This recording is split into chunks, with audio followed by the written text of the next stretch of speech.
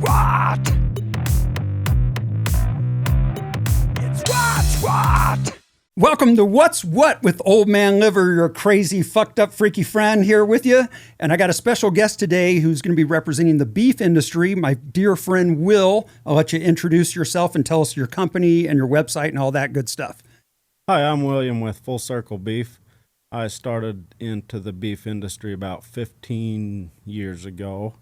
Started with 3 cows and built my own genetic plan from the base, and it's been implementing fairly well for the desert region. So we're real happy with finally getting 100% legal with our USDA certifications and such. That's fucking awesome. For those of you that don't know, we're in the Las Vegas area, and there's people don't necessarily think of cattle when they think of Las Vegas, right? I mean, we're the desert out here. Does that add a lot of problems to your business? Well, the number one thing you need for cattle is water. They're a big tub of water in an aspect, and a little bit of skin and protein and carbohydrates in there, in short. So mostly water, as we humans know. Yeah, so do you have trouble accessing water out here in the Vegas area? Yes, we have to pump it. Most of our water comes from a minimum of 300 feet deep. So that's energy we have to acquire first before we can ever grow a plant out here in the desert. So That's our first challenge. With having a dry climate, we do have some things that benefit us, which we're low pathogens. So I don't have to use as many vaccines or anything like that. In fact, I don't use any of that on my program because the desert has helped me stay very, very secluded from stuff that gets passed around in, say, the Midwest, because the ranches are so close and on top of each other. So there's some things that come with being out in the middle of nowhere in the desert. I was going to say, that sounds pretty fucking challenging as far as I can imagine. It's the Wild West, as I call it. I lived in Colorado, and we had a little more water and rain there. I would say so. And, those boys get to go gather their cows once a year and go make money. I'm in my pen every single day after I made sure the pump was going. So there's a few things going on with it. I am right next to a really hot region for steaks and such, being that we're right next to Las Vegas and California market. So if I can continue to grow on some good water, then I'm close to a market. So I wanted to bring up a point with one of our things that we deal with in the beef industry. Most of your food in general, not just beef, travels 1,500 miles before it hits your plate. Oh, shit. So my whole focus is to get local, get close, provide a beef that is naturally sustainable, and be closer to the market. So we're cutting down on that transportation. That makes sense. But then, and I know your cattle is grass fed, correct? So yes, that that's takes challenge water number too. 2. Yeah. I don't grow any corn, so for say I can get 20 ton of corn off of 1 acre in corn production. When I turn that into silage, I also maintain a lot of nutrients there. But when you take silage, which is what that is, and feed it to a cow, you don't end up with as nutrient dense of beef as a grass-fed beef platform. So to add to that, I'm getting about 11 ton of grass or alfalfa off of a field off of that same land. And I also need to use more grass to feed that cow through the year than I would in corn. So you're losing 30% production right off the top when you're not doing corn on your land.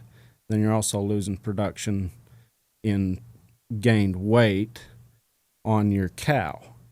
So at the end of the day, what I've found is, especially people that need to correct their gut, if they eat a grass-fed beef, there's way more micronutrients in that will help you out versus the corn-fed, because it comes down to a lot of the enzymes and stuff that's carried with the feeds that break down in the cow's gut, and it just moves from membrane to membrane, so to speak, in that cow. So when you don't have as nutrient dense a feed, the cow's not going to be as nutrient dense. So when you're looking for a healthier product, you want nutrient dense stuff. And I like to relate to a little bit of stress is helping you out. So out here in the desert, I've had some people tell me your cows are really stressed out.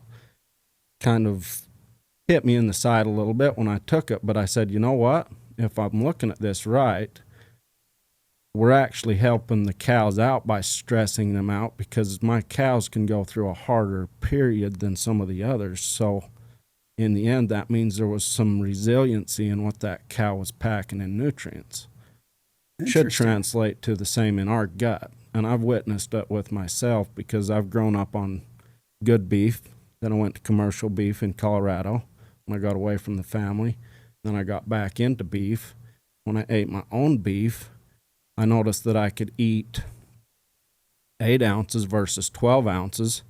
I didn't get stinky, gassy farts and all the stuff that comes with the gassed up commercial beef. Interesting. From needing to travel that 1,500 plus miles. Yeah. If it's American grown beef. Most of our commercial beef is actually coming out of JBS's factories that's down there in, I believe they're Brazilian. Yeah. And then we've got some Argentinian beef coming in and some of these other things.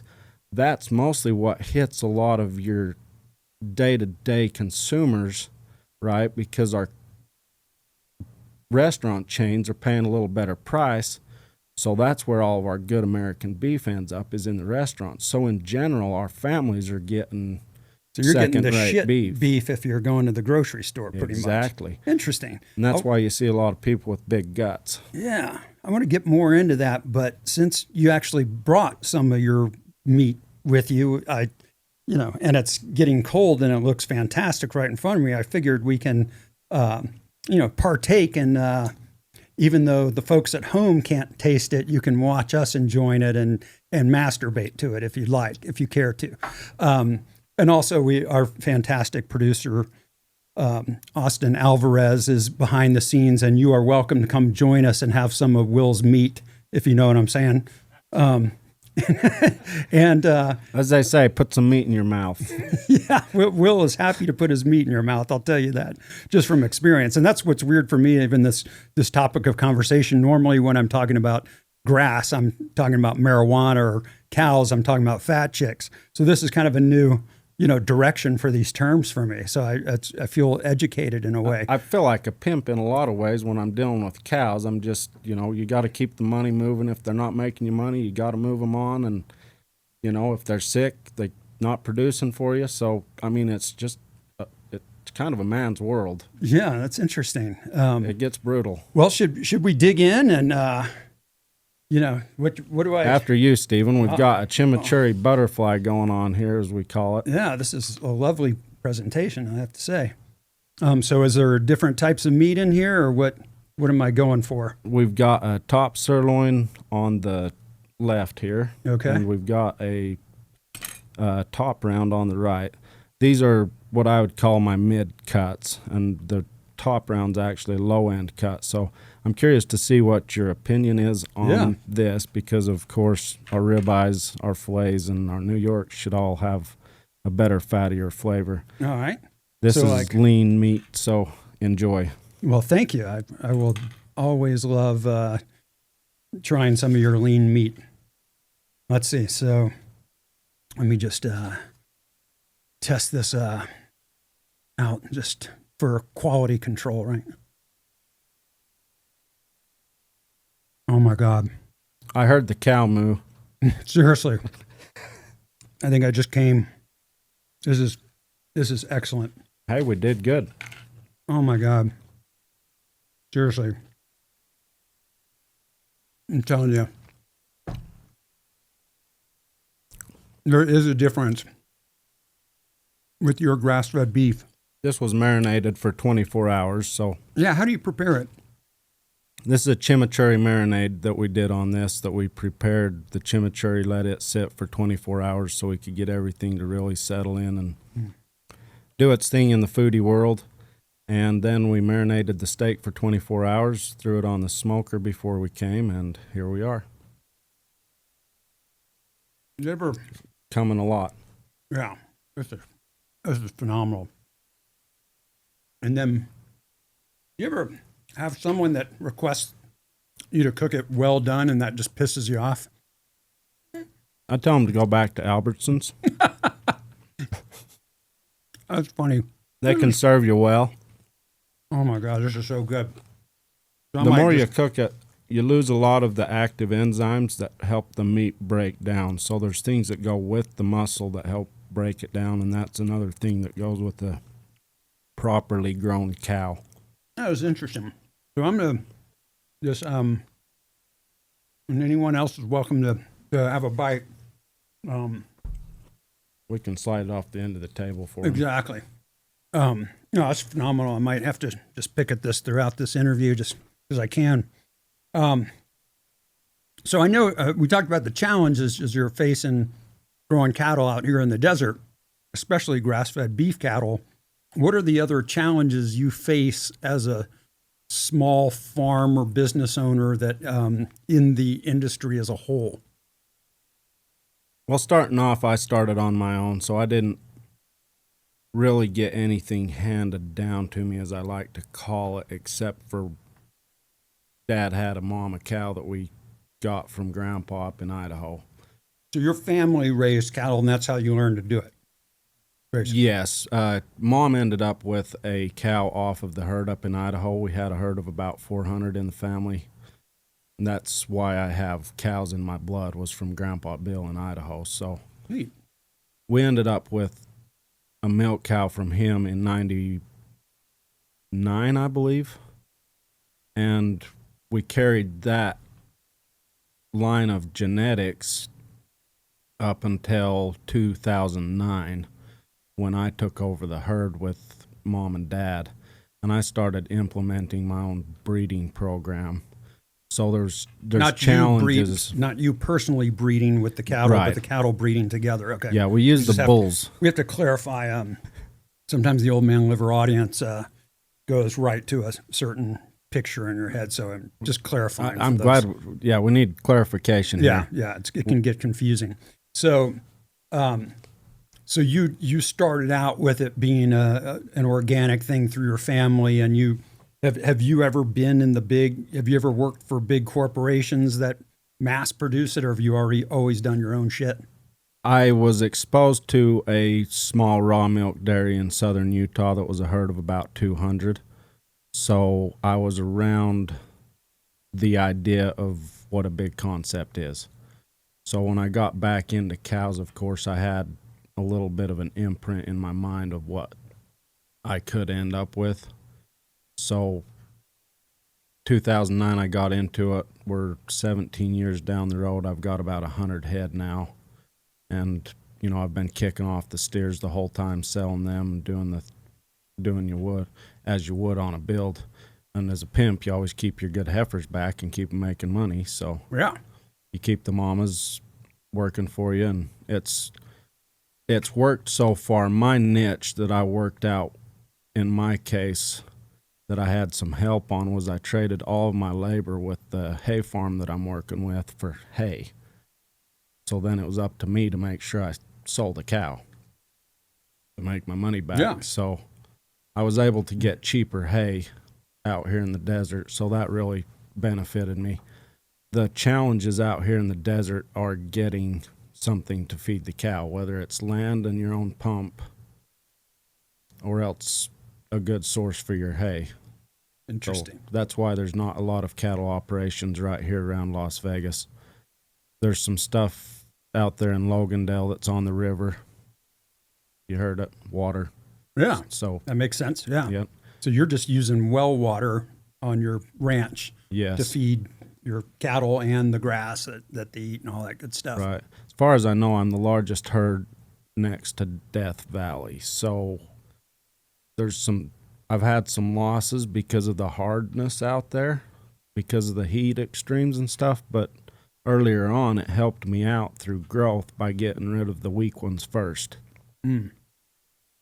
So they just can't. It's hard to survive in the Right. harsh desert conditions. In other words, like Yeah, so for say a benefit was that I started out small instead of bringing out 30 and losing 20, 40%, whatever could have hit. I'm just losing one. So Makes sense. So what do you talk about most people getting their beef from thousands of miles away in other countries? What challenges does that create for you trying to just do your own family business and compete with these giants? And I've heard there's a lot of controversy in the industry of how much they control.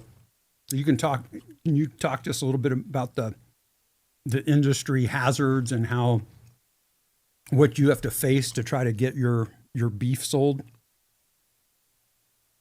yeah, absolutely. And that's a very good point, because I had to wait. Like, we had a USDA butcher that just showed up. So that was a huge dynamic for me, right? It's only been open for 3 years now. So I was always a private butcher before that. I had to sell a cow to the customer direct. Then they pay a custom slaughterhouse to process it for them. Okay. So when the USDA finally allowed a small butcher shop within my range, that's when I could finally go the full distance. What does it take to be a USDA? What does that even mean? You need to go and sign up with the U.S. Department of Agriculture to get a stamp of certification to humanely process the animal, which entails having the proper facility. So that costs a lot of money. Interesting. And then when we're going small scale, there's a lot of cost added, because Tyson, JBS, National Beef Supply, they're all hooked on a big, huge commercial system, and they can process their beef for cents on the pound, where we're paying around $2.50 a pound right now just to put it in a package. Right. So there's the boutique side of it that really adds to the quality, but it slows down production. So those are some of the things you lose with going small. Another thing is a lot of your commercial stuff gets paid off, wrote off, whatever, if they have a bacteria outbreak, and they also have their plans on the bigger beef processing plants where they're running different solutions and stuff to try and help with that. We can get away with that with our smaller production. So there's been some good things there. One thing that I did gain with going to a USDA facility and having an inspector from the department on hand with the animals is they're always making sure that it's killed proper, and that relates into a really good steak. So I found some of the custom processes, because it's not as monitored, you didn't end up with as pure meat. So there's some bonuses, but it comes with added cost. Interesting. And this, by the way, this fucking hot sauce, did you make this yourself? Like, this is that amazing. comes straight out of the Hispanic community. Okay, this is good stuff. And you're right, it's pretty freaking hot. It's an olive oil chili base, as far as I know, and it's the real deal. I've had people that have been around some hot things and whatnot and saying, this is a real 10. Yeah, that's good. It's going to be, my colon's going to be facing that in a little bit, but for now, going down, it tastes really good. And, maybe it will complement your old man liver. That's right. Yeah, I do have my own old man liver, yummy as fuck sauce. This is competition, but I have to admit it's good. And everyone knows I love hot sauce so much that even when I cank, I use it as lubricant. Oh, and by the way, I need to get some more of that old man liver seasoning from you. Oh, yeah. It would have made our beef that much better. Oh, I love it when you've brought me some pieces that are made or marinated with the Red Menace premium spice mix. It's the perfect mix. It goes straight onto the beef. You don't have to add anything. That is beautiful. Perfect. A lot of people don't know. A little side note, well, since you brought up the spice mix, and appreciate you got your marketing hat on for me, is people ask me like, oh, how did you come up with the name Red Menace? Is that, because the seasoning? That is a good question. It is red overall, the seasoning, even though it's a mix of like 10 different spices, but it's actually, it's derived from a term that I use in my book, what my dad taught me, refers to a woman's period. So almost every old Didn't man take liver me long product, to catch that one.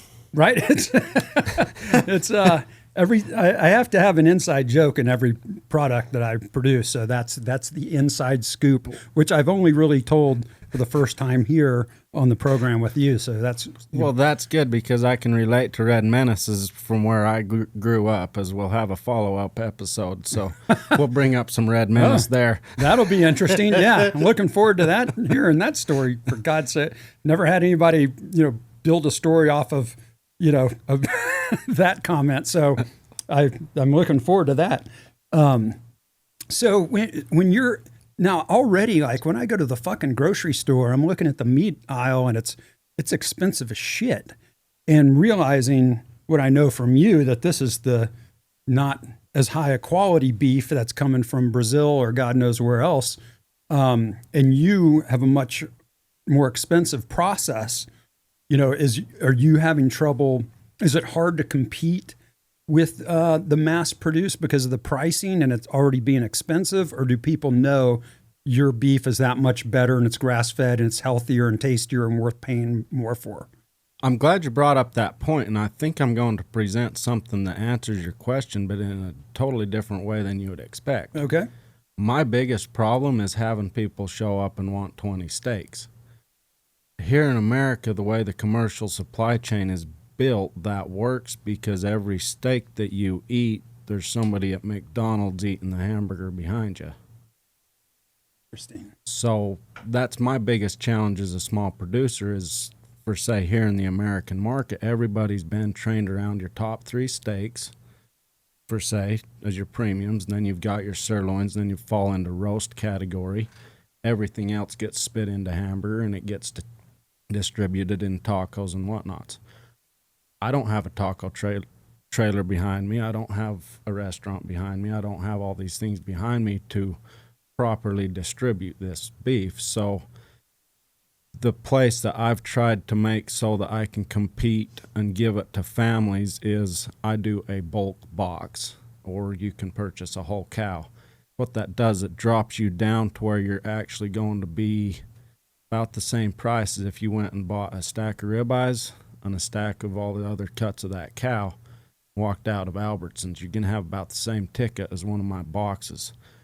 That's how I've been able to drop it, still give the rancher what he needs to maintain and regenerate, and still give your blue-collar people the chance to eat a product that costs more to make. So the box combination has really worked for people. Yeah. Oh, that's awesome. Yeah. So it's so you're doing fine with your business, and is it growing? Is it? There's niches to growth. It's been good knowing you guys in the industry of restaurant, because I've bounced off your feedback a bit to see like what you guys consume in a month in ground beef was a lot of information for me, because it starts to let you know a little bit what it takes to be a 400 cow operation, 1,000 cow operation, whatnot, and figure out how you get rid of all your cuts. Yeah, that's awesome. We've actually, those of you that don't know, I've got a restaurant called the Pioneer Saloon in Good Springs, just outside of Las Vegas, and we've featured his meat on occasion, and it's phenomenal when we do like a high-end, like we've done these steaks and stogies night. He'll come in with his grass-fed beef, and we'll properly cook it, and we'll serve it on, in the proper way that the quality of your beef deserves, and it's fucking phenomenal. And my big goal is just how to do that more often and offer it on a regular basis. But yeah, I think you're in a good position with, like you said, you're probably the closest cattle ranch to the city of Las Vegas, wouldn't you think? Yes. So in your aspect, I don't know of many people here in the West that can pull the crowds that you can while still being 30 miles away from your beef producer. Yeah, we definitely, yeah, it's interesting. Or 15 miles is, I believe, where we're at with you. Yeah. 50 miles out of Las Vegas. That's what I love, being, talking about farm to table. I'm like, this is like farm right over there. And I've got my hands in agriculture to some extent with got a company called 7 Cents Farms, and it's, we dabble in it. We've got, chickens and eggs and stuff, but I actually want to get more involved. I've got this idea of doing crawfish farming in some land I have in Southern California, because I am from Louisiana. And so when we do like Mardi Gras events, I've got to fly crawfish from New Orleans and boil it on the site, so it's fresh and it's from New Orleans. But I'm like, it would be handy if I could just go over to the land we have a couple hours from here and have some crawfish ponds. Like I grew up with, like in Louisiana, when you drive around, the marshes and shit, you can see occasionally these ponds that are just for crawfish. And over there you have them, like they live in your backyard ditch and stuff like that. They can clearly survive some pretty, crazy conditions. So that's a good point, because they're in all of the trout lakes in Utah, for saying that's high mountain desert range. So. Yeah. So I'm thinking, would you think that's even possible? Just knowing what you like to do, if I put ponds, and this is as much desert as your ranch, but if I put in ponds and then I know people are having success doing this right here in Armagosa Valley next to us with shrimp, so I know that crawfish would work. Somebody does shrimp out here? I don't know what scale it is, but they're doing some aquaponic shrimp stuff in some ponds and with the guy I've been talking about, and I've been hearing it and going, interesting. Yeah. And it's highly productive, and there's multiple stages with that system to where you run tilapia and stuff behind it, and you're cleaning water, so you can take water that you're doing other things with, and you run it through that, and you're feeding fish. So for say you could run some beer barley after you've made your beer, right? Feed your fish or crawfish, whatever. They clean up the water, they do their thing, and the water from this is some of the best water you can grow anything with. It's like a supercharger in the soil.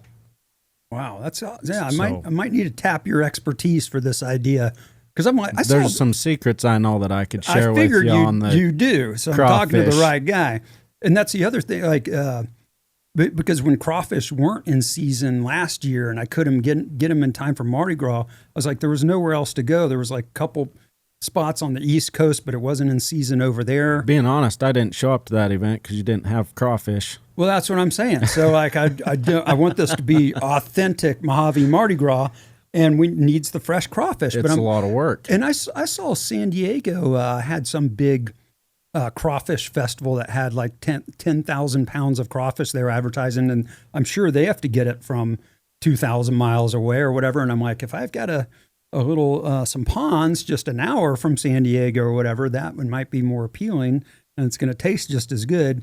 But I'll need your expertise on how to. Well, you should know better than anyone when you got into the restaurant business. Do you want to open up another can of worms, as they call it? Well, yeah, might as well. I've got a 112-year-old fixer-upper. I might as well add some more challenging industries to my insanity comes with its own boat. That's right. Yeah, you know how it goes.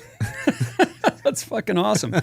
That's great. And then can you remind the audience of your website again?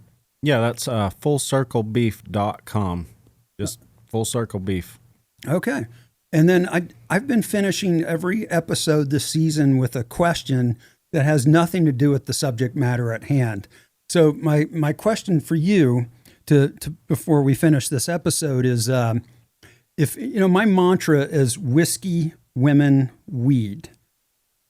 If you could prioritize those three things that's my priority.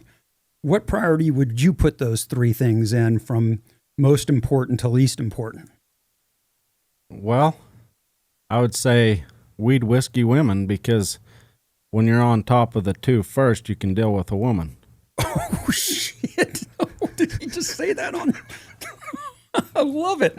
I love that you're going to be my most controversial guest on this whole season. Oh, here we are. That's fucking fantastic. Well, I grew up in polygamy, so I've been around a few of them. Well, we're going to have another episode that we're going to talk about that. So Well, people got to keep tuning in this season because you'll want to hear this crazy shit. Hey, I want to thank everybody for joining us. Thank you so much, Will, for coming out and sharing your beef, sharing your meat with me. Always, so to speak. Always a pleasure to put the meat in the mouth. Enjoy it. Thank you, brother. All right, this is Old Man Liver signing off, telling ya, woota! It's what? It's what?